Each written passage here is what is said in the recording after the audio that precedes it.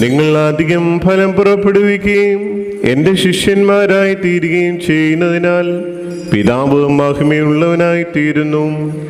എൻ്റെ പിതാവ് എന്നെ സ്നേഹിച്ചതുപോലെ തന്നെ ഞാനും നിങ്ങളെ സ്നേഹിക്കുന്നു.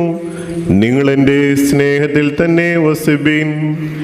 ഞാൻ എൻ്റെ പിതാവിൻ്റെ കൽപ്പനകളെ പാലിച്ചുകൊണ്ട് അവൻ്റെ സ്നേഹത്തിൽ വസിക്കുന്നത് പോലെ നിങ്ങളും എൻ്റെ കൽപ്പനകളെ പാലിച്ചാൽ എൻ്റെ സ്നേഹത്തിൽ വസിക്കും. എൻ്റെ സന്തോഷം നിങ്ങളിലിരിപ്പാനും നിങ്ങളുടെ സന്തോഷം പൂർണ്ണമാകുവാനുമായി ഞാനിവ നിങ്ങളോട് പറഞ്ഞിരിക്കുന്നു. ഞാൻ നിങ്ങളെ സ്നേഹിച്ചതുപോലെ നിങ്ങളും പരസ്പരം സ്നേഹിക്കണമെന്നുള്ളതാവുന്നു എൻ്റെ കൽപ്പന. ഒരുവൻ തൻ്റെ സ്നേഹിതന്മാർക്ക് വേണ്ടി ജീവനെ കൊടുക്കുന്നതിനാൽ വലുതായുള്ള സ്നേഹമില്ല.